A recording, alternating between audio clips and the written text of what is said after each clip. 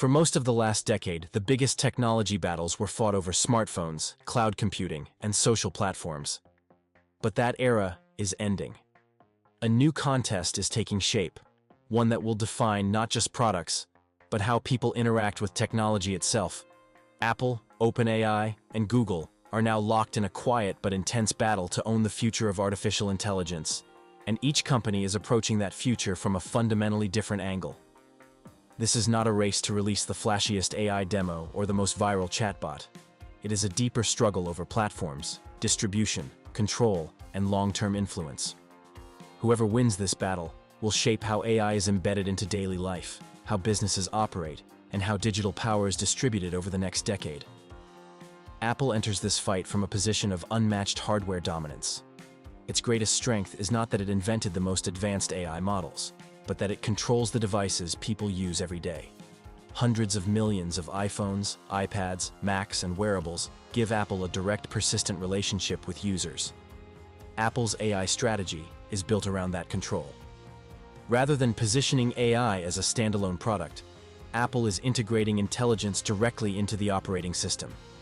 AI becomes invisible, embedded, and contextual. Features like on-device processing, personal automation, and system-level intelligence are designed to feel natural rather than disruptive. Apple's long-term goal is not to impress users with AI, but to make AI feel inevitable.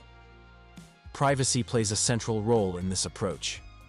Apple is betting that as AI becomes more powerful, user concern over data usage will increase.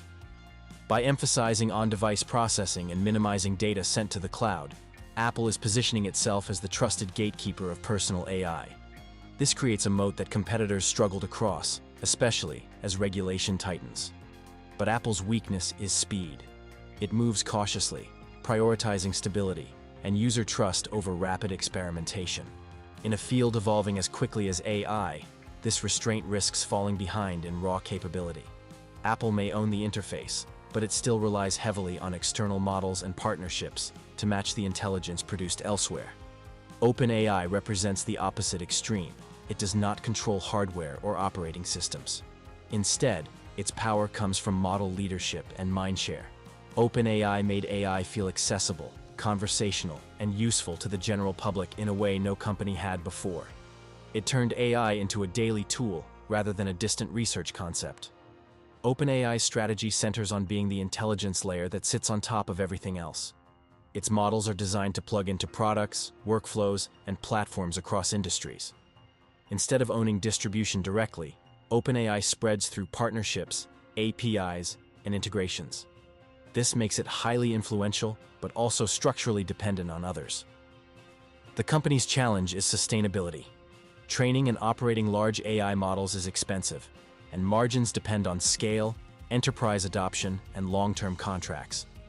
OpenAI must balance innovation with commercialization, all while navigating regulatory pressure and rising competition from open source and corporate models. There is also a strategic risk in being too visible.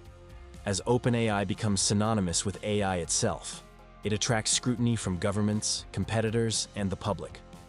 Owning the intelligence layer means inheriting responsibility for misuse, bias, and social impact.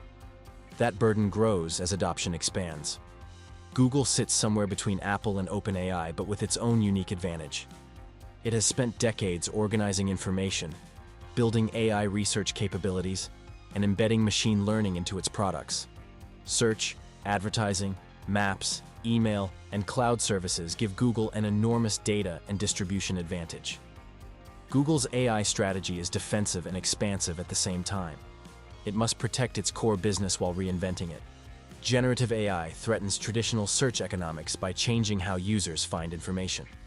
At the same time, failing to lead in AI would leave Google vulnerable to disruption. Unlike Apple, Google is comfortable deploying AI aggressively, even if the experience is imperfect at first. Unlike OpenAI, it controls massive consumer platforms and enterprise infrastructure. This combination allows Google to test, iterate, and scale AI faster than almost anyone else. However, Google's size is also a constraint.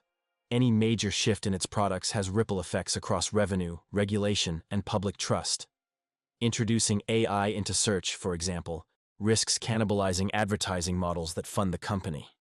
Every AI decision Google makes is tied to protecting an existing empire. The real battle between these three companies is not about who has the smartest model today.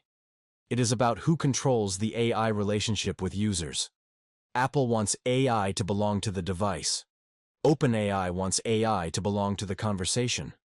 Google wants AI to belong to information itself. Each strategy reflects a different vision of the future. In Apple's world, AI is personal, private, and tightly integrated. In OpenAI's world, AI is universal, adaptable, and platform agnostic. In Google's world, AI is ambient, omnipresent, and woven into every digital interaction. The outcome will likely not be a single winner. Instead, power will be distributed unevenly across layers of the AI stack. Apple may dominate personal AI experiences. OpenAI may define how intelligence is accessed and customized.